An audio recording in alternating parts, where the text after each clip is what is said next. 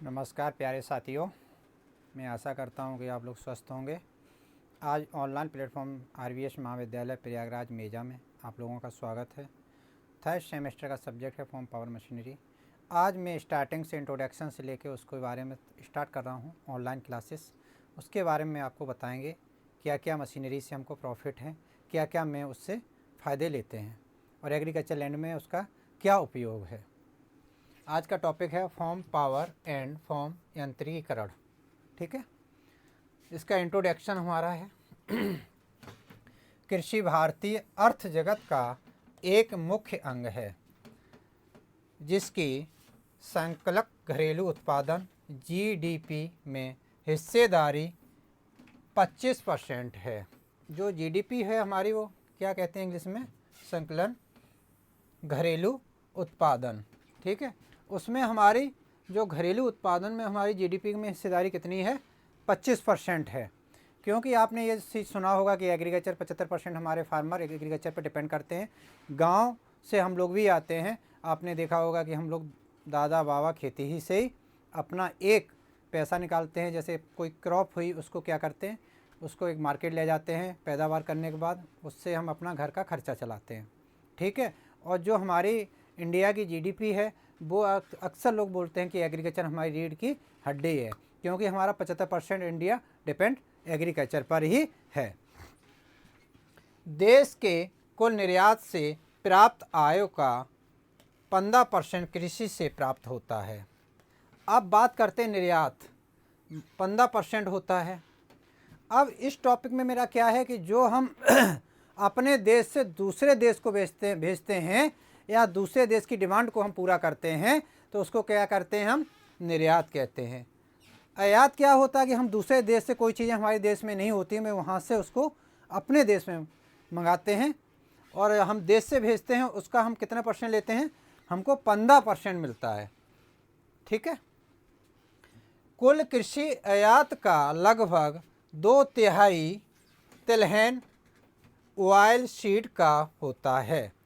जो कुल आयात मतलब किसी से मंगाना तो होता है, तो मैं कितना मंगा रहा, 2/3 तिल से, जो हमारा जो देश में होता है। भारत के आयात से सबसे बड़ा योगदान देता है। प्रसंस्कृत खाद्य उद्योग आर्थिक जगत का 5वां बड़ा हिस्सा है, जिसमें जीडीपी का 6.3% निर्यात का है। जो हमारा हिस्सेदारी है 6.3 का निर्यात है। 13% हमारा क्या है, एवं कुल औद्योगिक निवेश का 6% प्रतिनिधित्व का है। जो उद्योग का है हमारा, वो कितना है, 13%। भारत पूरे विश्व में चावल एवं गेहूं का दूसरा सबसे बड़ा, जो हमारा भारत है गेहूं और चावल में विश्व में सबसे मतलब दूसरे स्थान पर पैदावार करने में हमारा देश में आता है। चावल और गेहूं विश्व में दूसरे स्थान पर, सारे देशों के बाद सेकंड नंबर पे है हमारा। जो हमारे जो देश हैं उसमें हम दूसरे स्थान पे इसको पैदावार में हैं। दाल में सबसे पहले हैं। जो हमारी दालें हैं, जो हमारा भारत है, वो दालों में विश्व में प्रथम स्थान पर है। एवं मोटे अनाज में चौथा उत्पादन देश है। अब जो अनाज की, मोटे अनाज की बात की जाए, उसमें हम कौन से स्थान पर हैं, हम चौथे स्थान पर हैं। आपने देखा होगा कहीं हम पहले स्थान पर, कहीं दूसरे, कहीं चौथे पे। तो ये क्या है कि हमारे देश की उत्पादन क्षमता, जो हम अनाज को उत्पादन करते हैं, उसमें हम हैं। कपास, चीनी, ईख, पीनट, जूट एवं चाय में भी भारत सबसे बड़े उत्पादकों में से एक है। जो हमारे विश्व में सबसे ज़्यादा उत्पादन हम किसका कर रहे हैं, इन चीज़ों का कर रहे हैं। कपास हो गया, चीनी हो गया, ईख हो गया, पीनट हो गया और जूट हो गया और चाय हो गई, जिसमें हम सबसे ज़्यादा उत्पादन करते हैं। दाल उत्पादन में भी भारत विश्व में प्रति वर्ष 32 मिलियन मीट्रिक टन उत्पादन के साथ पहला स्थान रखता है। कितने मिलियन टन के साथ पहला स्थान रखता है? हमारी जो दालें भी होती हैं वो कितनी हैं विश्व में? 32 मिलियन मीट्रिक टन उत्पादन हम हर प्रति वर्ष करते हैं इसका, जो हमारे प्रथम स्थान रखता है। जो विश्व स्तर पर फल उत्पादन का, जो हमारे देश में आपने देखा होगा जो हम फल खाते हैं, जो हमारे जंगल में पेड़ पौधे लगे हैं या अक्सर हम पेड़ पौधे लगाते हैं या बाग लगाते हैं, उसका हमारे विश्व में भी कौन से स्थान पर हैं? मेरा जो 8% हम फल उत्पादन करते हैं। विश्व में सब्जी का दूसरा सबसे बड़ा उत्पादक देश भारत है। जो सब्जी है उसमें क्या है, जो हरी सब्जियां हम लोग रोज़ प्रतिदिन अपने घर घरेलू में माँ बहनें से मंगाती हैं, उसमें हम खाते हैं। जो हम उसमें पैदावार हमारे फार्मर करते हैं उसमें हम विश्व में दूसरे स्थान पर हैं। चाइना के बाद विश्व के सब्जी उत्पादन का लगभग 15%, चाइना के बाद विश्व में हम लगभग कितने परसेंट पे हैं? 15% उत्पादन करते हैं। भारत एक विशाल देश है, जैसे कि आपने देखा होगा ये भारत हमारा एक विशाल देश है। ये भी हमारा सारे देशों में 7वें नंबर पे है। हमारे भारत से भी 6 बड़े देश और हैं। इसके हम क्षेत्रफल की बात करते हैं अपने देश की, जो लगभग 229 मिलियन हेक्टेयर भूगोलिक क्षेत्र में आच्छादित है। कितने मिलियन हेक्टेयर में है भूगोलिक में? 329। अब इसमें हम ये देखते हैं, देखो इसमें एक क्वेश्चन है स्टूडेंटों के लिए कि इतना तो हमारा एक क्षेत्रफल हो गया। अब क्षेत्रफल में देखो हमारे जंगल भी आएंगे, पहाड़ भी आएंगे, रोडें भी आएंगी, और जो हमारे महानगर जो डेवलप हो रही जो जनसंख्या है वो कहाँ रहेगी? घर मकानों में रहेगी। तो उसको तो हम एग्रीकल्चर लैंड नहीं रहेगी, क्योंकि वो तो हम घर बनवा रहे हैं ना। और जो हमारी नदियाँ हैं जो आपकी बह रही हैं, उनको सबको देखते हुए उन चीज़ों को, और जो हमारी एग्रीकल्चर लैंड है एग्जैक्ट है, वो हम आपको आगे बताते हैं। कुल भौगोलिक क्षेत्रफल का लगभग 166 मिलियन हेक्टेयर भूमि कृषि योग्य है। जो हमारी कितनी है? हमारी 166 मिलियन हेक्टेयर जो है उस पर हम कृषि कर सकते हैं, जिसमें हम फसल उगा सकते हैं। एवं लगभग 142 मिलियन हेक्टेयर फसलें बोई जाने वाली एरिया है। अब हम इसमें भी कम बो रहे हैं। अब हम एक्चुअल में बो रहे हैं वो कितने कर रहे हैं खेती? इतने में हम एग्रीकल्चर लैंड फसल हम उगा सकते हैं 166 पे, और लेकिन हम कर रहे हैं 142 मिलियन हेक्टेयर पर। तो हम कहीं ना कहीं अपनी जगह को कहीं ना कहीं किसान भाइयों को छोड़ रहे हैं। जैसे कि अभी कहीं बंजर छूटी है, कहीं ऊसर भूमि है, उसमें भी हम फसल ले सकते हैं। तो उसमें क्या कर रहे हैं, कहीं ना कहीं हम एग्रीकल्चर, कभी कभी हमने देखा होगा कि कभी कभी किसान भाई क्या करते हैं, फसल नहीं लेते हैं, तो उसमें भी हम छोड़ रहे हैं। तो हमारा एग्रीकल्चर लैंड कितना कर रही है? 142 मिलियन हेक्टेयर फसल बोने वाली है, इसमें हम फसल को कर रहे हैं। जैसे कि हमारी ऊसर भूमि हो गई, इसको हम उपयोग में नहीं ला रहे हैं, तो क्या है कि हम बढ़ा सकते हैं, तो 166 मिलियन भी कर सकते हैं। जैसे कि हम फार्मर गोबर कंपोस्ट खाद या ढैंचा सनई हरी खाद दे सकते हैं, जिससे कि आज जो हमारी उपजाऊ भूमि को हम उपजाऊ बना सकते हैं, जो ऊसर भूमि है। ठीक है। फसल आच्छादित कुछ क्षेत्र बढ़कर लगभग 189.5 मिलियन हेक्टेयर हैं। फसल आच्छादित कुल क्षेत्रफल बढ़कर, जो हमारी एरिया बढ़ी है, जैसे कि पहाड़ हो गए, जंगल को हमने काट के उसको प्लान किया, उसमें एग्रीकल्चर लैंड बढ़ाने लगे। जब मुझे आवश्यकता बढ़ी तो मैंने अपना बढ़ा के कितना कर लिया? 189.5। ठीक है। 60 के दशक में आई हरित क्रांति के फलस्वरूप कुल अन्न उत्पादन 50 से 51 मिलियन टन बढ़कर, जो हमारी जो किसमें 60 के दशक में हमारे पास उत्पादन कितने मिलियन टन था? 50 से 51 के लगभग में था मिलियन टन था। तो उस समय हमारे पास टेक्नोलॉजी नहीं थी, जैसे मशीनरी नहीं थी, तो क्या करते थे, नई नई वेराइटियाँ नहीं थी। इसको क्या हुआ? डेवलप हुआ। अब डेवलप होकर कितना हमारा पैदावार बढ़ी देश में? वो हम आपको बताते हैं। 2001 से 2002 में 511 मिलियन टन हुआ। कितना हुआ? 2001 से 2002 में 511 मिलियन टन हुआ है।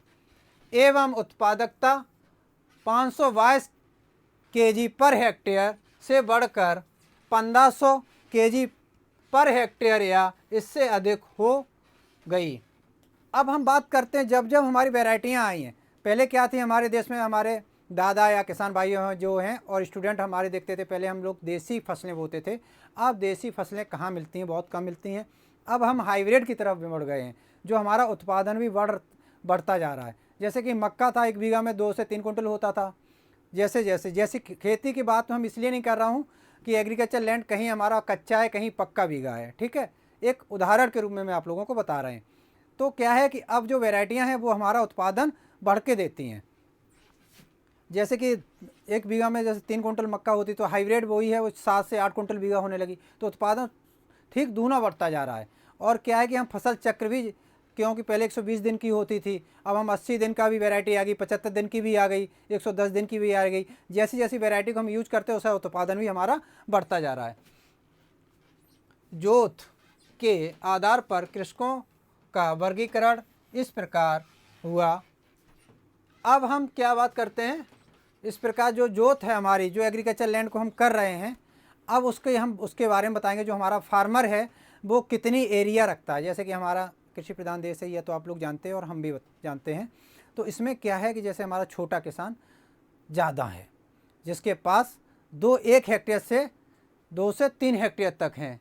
1 से 2 हेक्टेयर के किसान हमारे 75% आते हैं। जैसे ये सीमांत और लघु में जो हमारा फार्मर है, किसान है, उसके पास जो जनसंख्या है वो 75% आती है। जो हमारा किसान भारत में है 75% है 1 से 2 एकड़ में, 2 हेक्टेयर में, सॉरी, 1 से 2 हेक्टेयर में हमारा 75% किसान के पास इतनी ज़मीन है।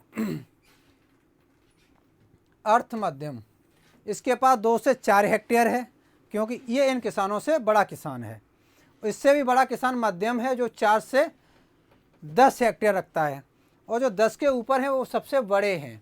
और आपको अक्सर हमने अब ये बताया कि 75% ये हैं, तो ये कम परसेंटेज में हमारे फार्मर आपको मिलेंगे।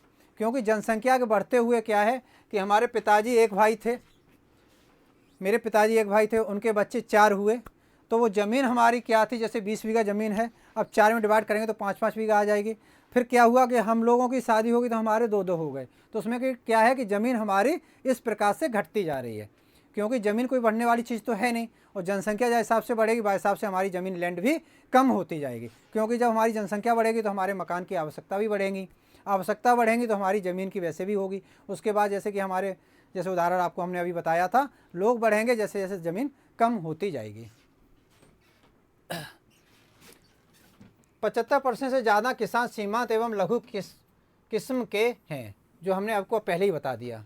जो दोनों 75% जो हमारा फार्मर है वो क्या है, नंबर 1 सीमांत और लघु किसान।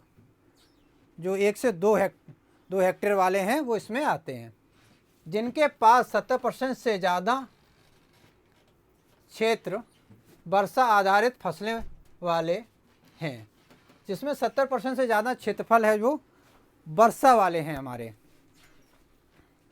बहुत अच्छे फार्म मशीनरी उद्योग हैं। अनुमानितः यहाँ कृषि मशीनरी का वर्गीकरण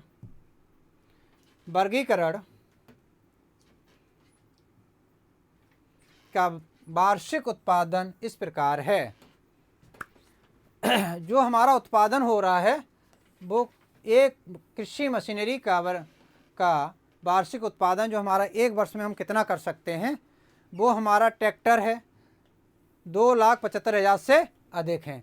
जो हम एग्रीकल्चर लैंड में हर साल जो हमारी कंपनियां वो बना रही हैं, उसका हम उपयोग किसान भाई अपनी खेती के लिए कर रहे हैं, वो हमारा 2,75,000 से अधिक फार्म ट्रैक्टर प्रति वर्ष किसान भाइयों खरीदते हैं, जो हमारा एग्रीकल्चर लैंड के लिए हम काम करते हैं। ये आपने देखा होगा।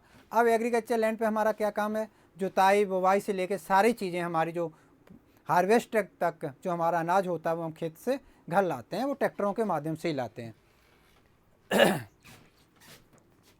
पावर टिलर जो हम 15,000 से अधिक हैं, जो हमारे छोटे किसान हैं उनकी आवश्यकता है, जैसे हमारा किसान ट्रैक्टर नहीं खरीद सकता है क्योंकि मनी की प्रॉब्लम होती है, तो उसमें हमारा छोटा ट्रैक्टर जैसे पावर टिलर से भी हम जुताई कर सकते हैं। जैसे हमारा फार्मर देख ही रहे हैं आप, खेती में खेत की जुताई कर रहा है, तो हम कम पैसे पे अपना जुताई गुड़ाई उसकी ट्रैक्टर से उससे अच्छी कर देंगे पावर टिलर से, जिससे कि उत्पादन हमारा या जुताई से हमारा जो सीड बोते हैं उसको भी हम बो सकते हैं। स्प्रे एवं जो हम स्प्रे कर रहे हैं, जो स्प्रे मशीन है वो हमारी वो 5 लाख से अधिक है। किससे? 5 लाख से अधिक हैं प्रति वर्ष। पहले क्या करते थे, मैं हाथ से चलाने वाली मशीन थी, जिससे कि हम सही से उसको दवा कीटनाशक या खरपतवार नाशक हम दवाओं को यूज नहीं कर सकते थे, तो क्या है कि फसल में हमारा लॉस होता है। जैसे खरपतवार अधिक होगा तो उत्पादन क्षमता हमारी कम हो जाएगी, जैसे कि आप लोग सब लोग जानते हैं। और या कोई कीट लग गया तो उसका हम ट्रीटमेंट नहीं देंगे, रासायनिक नहीं डालेंगे, तो क्या है कि हमारी फसल नष्ट हो जाएगी, उत्पादन हमारा घट जाएगा। तो इसी प्रकार क्या है कि हमारे हर साल फार्मर 5 लाख से प्रति वर्ष से अधिक लेते हैं जो हमारी कंपनियां बनाती हैं। जैसे क्या है कि हर एक फार्मर अपनी फसल को स्वस्थ रखना चाहता है और स्वस्थ रहती भी हैं। जैसे कि आप देख रहे हो छिड़काव हो रहा है, और जब भी हम इस बात की करें स्प्रे की, तो क्या है कि जैसे हमारे फार्मर क्या है कि या तो अंगोछा गमछा होता है उसको मुँह से बांध लें नाक से, क्योंकि जो केमिकल रासायनिक होते हैं वो हमारी बॉडी में जाते हैं, बॉडी में जाने से बाद हमारी बॉडी में इफेक्टेड करते हैं। तो किसान भाइयों के लिए या आप स्टूडेंटों के लिए जो एग्रीकल्चर लैंड अपने पापा या आप काम करते हैं, तो इसमें एक काम करना चाहिए, जिससे कि या तो आप अपने चेहरे पे गमछे से मुंह बांध लें, जिससे सांस के साथ भीतर रासायनिक जो जहरीली दवाएं हैं वो अंदर आपके बॉडी में न प्रवेश करें, जैसे कि आप देख रहे हैं। इसी कंडीशन से आप लोगों को करना है।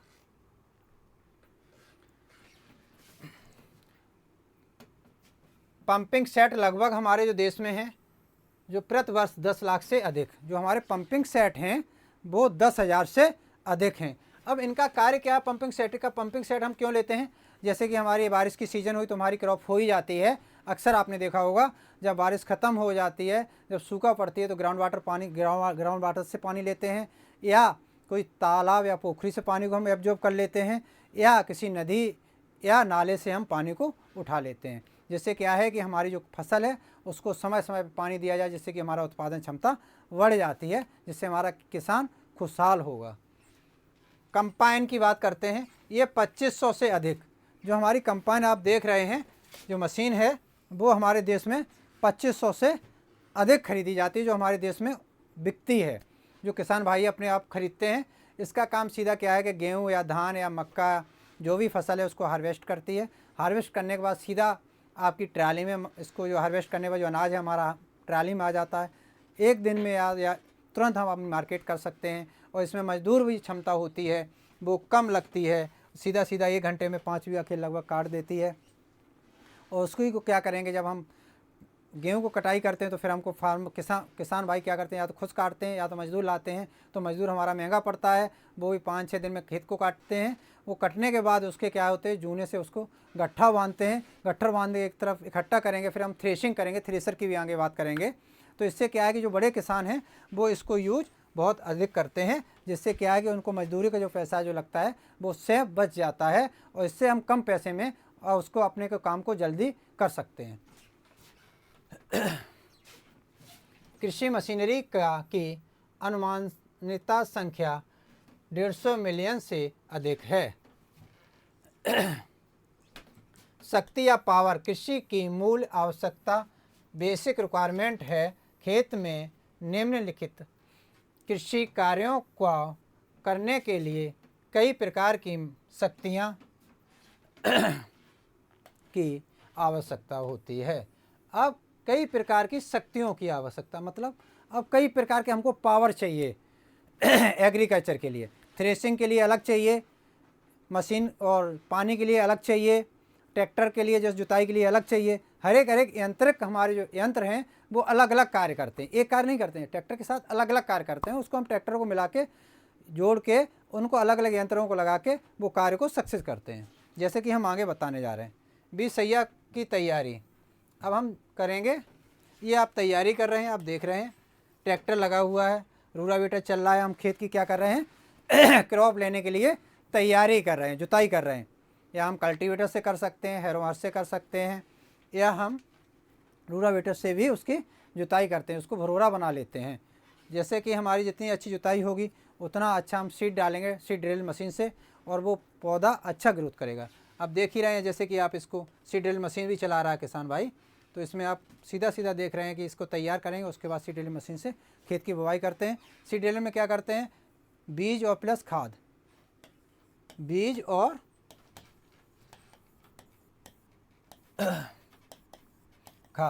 खाद है वो 2 इंच नीचे डालते हैं, उसके ऊपर सीड डालते हैं, उसके बाद पाटा लगा देते हैं। जब हमारा खेत में जब क्रॉप जब हम अंकुरित होता है उसके बाद उसको जब जड़ मिलती है तो वो कहाँ जाके सीधा खाद पे मिलती है। जैसे कि हम दूध पीते हैं, जब बच्चे थे तो दूध पिलाते हैं तो बच्चा रोना बंद कर देता है, वैसे ही क्या है कि वो पानी के साथ एब्जॉर्ब करेगी तो पौधा भी हमारा स्वस्थ होगा, और जो खरपतवार होंगे उनको हमारा जो फर्टिलाइज़र है वो नहीं मिलेगा। देसी बीज से क्या हम छिटकमा बीज को और खाद को बोते थे, जिससे क्या खरपतवार भी बराबर मात्रा में उसको खाद मिलती थी। इसमें क्या है कि हमारी क्रॉप को ज़्यादा मिलेगी और क्रॉप हमारी डेवलप होगी, जिससे हमारा उत्पादन बढ़ जाएगा। बीज की बुवाई, अब ये बीज की बुवाई कर रहे हैं हम लोग। अब इस बीज की बुवाई में हम सीडलेस से हमने बताया उससे भी कर सकते हैं। ये हम आलू की बुवाई कर रहे हैं, घुइया की बुवाई हो जाएगी। और इसमें क्या होता है कि हम जैसे बारिश की सीज़न में धनिया भी लगा देते हैं, जो पानी बरसेगा तो उसकी नाली में बना रहेगा, जो ऊपर हमारी धनिया क्रॉप तैयार हो जाएगी। नहीं तो हमारा जो पानी भरेगा उससे वो नष्ट हो जाती है, जो मार्केट में 300-400 रुपये जो अच्छा किसान भाइयों को पैसा मिलता है। ये टेक्नोलॉजी से हम क्या करते हैं, अपनी फसल करते हैं। जैसे मिर्चा भी लगा देते हैं, टमाटर भी लगा देते हैं, इस पर हम बैंगन भी लगा देते हैं। किसान भाई क्या करते हैं, नीचे पानी देते हैं, ऊपर उसको साफ़ सफाई रहती है, जैसे खरपतवार निकालने में उसको आराम रहता है किसानों को। और जैसे दवा भी डालेंगे तो इस नाली के अंदर ही दवा भी लगा देते हैं, जैसे कि हम अच्छा प्रोडक्शन ले सकते हैं, ज़्यादा अच्छा उत्पादन कर सकते हैं। वाटर पंपिंग फॉर इरिगेशन, अब तो आपने फसल लगा ली, खेत जुताई कर ली, अब काम आता किसका, पानी लगाने का, इरिगेशन करने का। तो इरिगेशन के लिए हम क्या करते हैं, सिंचाई हेतु पानी की उठाओ, मतलब इरिगेशन कैसे करेंगे। अब हम या तो समरसेबल पंप होगा या मेरा इंजन होगा, दो से ही हम पानी का इरिगेशन कर सकते हैं। या नहर होगी तो उससे हम सिंचाई कर सकते हैं। जहाँ ये साधन नहीं है तहाँ पे हम बिजली के माध्यम से या इंजन के माध्यम से, बिजली का मतलब समरसेबल पंप से, पावर तो हमको चाहिए चाहिए होता है, तो मैं पावर से इरिगेशन करें सिंचाई कर रहे हैं। जैसे कि हमने ऊपर नाली में बताया था, ये फसल लगी हुई है, ये प्लेन फसल लगी हुई है। जब हमारा पानी उसको समय समय मिलेगा तो उत्पादन क्षमता भी बढ़ जाती है और क्रॉप भी अच्छी हो जाती है। ये हमारी टेक्नोलॉजी से हम करते हैं। फसलों पर दवा का छिड़काव, अब आप देख ही रहे हैं जैसे कि हमारी अब फसल बड़ी हो गई। आप किसान भाइयों ने देखा होगा कि जब हमारे खरपतवार उगते हैं तो हम खरपतवार नाशक दवा डालते हैं। क्या है कि खरपतवार नष्ट हो जाता है और जो फसल है वो हमारी स्वस्थ हो जाती है, क्योंकि कोई खरपतवार नहीं रहेगा। जो हमारे पोषक तत्व हैं वो हमारी फसल को लगेंगे। तो मैं ये दे रहा हूँ। या तो फिर कीटनाशक जैसे दवा हम डालते हैं, जैसे हमारे पौधों में कीट लग गए हैं फसल में, तो उसके लिए भी हम इसका उपयोग करते हैं। तो कीटनाशक हम दवा डालते रहते हैं, जो 15 दिन तक हमारा वो कीटनाशक, जैसे कोई फसल पे आपको आलू ले लिए हो आप उदाहरण में, तो उसमें कोई भी रोग लग जाता है, जैसे कि उसमें झुलसा लगता है, तो डाइथेन M45 का हम 15 दिन पे छिड़काव करते हैं, जैसे कि रोग वो क्लियर हो जाता है। इसी प्रकार से किसान भाई, पहले हमारी मशीनें हाथ चलती थी, हाथ से चलाते थे, किसान भाई थक जाते थे। अब हमारी चार्जिंग या मशीन में इंजन लगा हुआ होता है जो पेट्रोल डीजल से चलता है, तो उससे क्या है कि हमारा अच्छा कार्य, एक किसान बड़ी संख्या में खेत को सही से ट्रीटमेंट दे देता है। पहले क्या था, हाथ से किसान थक जाता था तो रुक जाता था, तो अब क्या है कि अब हमको चलाना नहीं पड़ता, शक्ति हमारी चार्जिंग से या मोटर के माध्यम से मिल जाती है, तो हमको चलना रहता है और उसका प्रेशर भी हमारा सेम रहता है। ये चीज़ आप देख सकते हैं। अब हार्वेस्टिंग, अब आप देख ही सकते हैं, हार्वेस्टिंग हमारी कंबाइन कर रही है। जो बड़े किसान हैं, जो हमने पहले ही कहा था, छोटे किसान तो अपनी फसलों को काट लेते हैं, हाथ से हार्वेस्टिंग कर लेते हैं। जो बड़े किसान होते हैं वो इस तरीके से करते हैं, और जो मंडियों में या सीधा अनाज को निकाल लेते हैं, अनाज को अपने थ्रेशर से, इससे मशीन्स के माध्यम से ट्रैक्टर में ट्राली निकालते हैं, या तो घर ले जाते हैं या तो वो मार्केटिंग कर देते हैं। अब ये थ्रेशिंग फॉर क्रॉप, अब ये छोटे किसान भाई होते हैं जिनको अपने जानवरों के लिए, पशुपालन के लिए भूसा भी चाहिए होता है, तो वो इस विधि से करते हैं। वो मेहनत करके फसल को काटते हैं जड़ से, उसका भूसा भी निकाल लेते हैं। और इधर आप अनाज देख रहे हैं, ये भूसा आपका जा रहा है जो जानवरों के लिए हो जाएगा। किसान भाई अपना इसकी थ्रेशिंग कर रहे हैं। पहले गेहूं का काटा, गट्ठर बनाया, एक जगह इकट्ठा किया, मशीन और थ्रेशिंग, ट्रैक्टर और थ्रेशिंग लाए। थ्रेशिंग के लिए उन्होंने अपना लगा के कार्य किया। यहाँ पे गेहूं अनाज निकल आएगा, यहाँ इसका भूसा निकल आएगा जो जानवरों के लिए होगा, अनाज इंसानों के खाने के लिए और जानवरों के दाने के लिए हो जाएगा। फसलों का प्रसंस्करण, प्रोसेसिंग ऑफ क्रॉप। अब हमने ये प्रोसेसिंग कर ली है, किसी ने ट्रैक्टर से निकाला, किसी ने कंपाइन से निकाला, कोई किसान भाइयों के पास टेक्नोलॉजी नहीं है तो कुछ हाथ से भी निकाल लेते हैं। छोटी एरिया के किसान हैं जिनके पास थोड़ा है खेत, वो कुछ न कुछ तो अपना या थ्रेशिंग करके निकालते हैं, वो इकट्ठा कर लेते हैं घरों में सारे लोग। फिर एक बार उसको क्या करते हैं, अपनी आवश्यकता के अनुसार अपने घर में जितनी हमको आवश्यकता होती है उतना अनाज अपनी आवश्यकता के हिसाब से घर रख लेते हैं, और जो शेष अनाज रहता है वो हम मंडी में भेज देते हैं। जैसे कि हमारा ये है बाजार हेतु फसलों का यातायात। अब हम ये ट्रांसपोर्टेट कर रहे हैं ये मंडियों से क्या होता है, जो हमारा मंडी में जाता है जो हमारा अनाज, अब इसमें मैं क्या करेंगे, इसका मैं मंडी में गया और उसके बाद व्यापारी इसको खरीदेंगे। व्यापारी खरीदने के बाद इसको जैसे हमारे देश की आवश्यकता के हिसाब से हमारे देश के लिए रह जाता है। जैसे कि आपको देखा होगा, जैसे कि हमारा राशन वितरण होता है, गेहूँ चावल होता है, जो किसान भाइयों को, जो गरीब लोग हैं उनको हमारी गवर्नमेंट देती है, वो भी एक स्टोर होता है। उसके बाद देखा जाता है कि हमारे पास उत्पादन कितना गेहूँ का है या कितना चावल का है, वो हम दूसरे देश को भेज सकते हैं। जैसे कि हम नीचे देखा है कि भारत की बढ़ती हुई आबादी को देखते हुए भारतीय कृषि अनुसंधान परिषद ICR ने, जो ICR ने टेक्नोलॉजी डेवलप की है निर्यात कर देते हैं बाहर, मतलब भेज देते हैं। जो हमारी ICR है वो एग्रीकल्चर लैंड पे काम कर रही है, वही उसी का मेन ये है कि एग्रीकल्चर जो फसलें हैं उनको डेवलप करती है, नई नई वेराइटियाँ लाती है जिससे किसान भाइयों को उत्पादन ज़्यादा मिले, जो हमारे खान पान में जो समस्या आ रही है मैं उसको दुरुस्त कर सकूं, और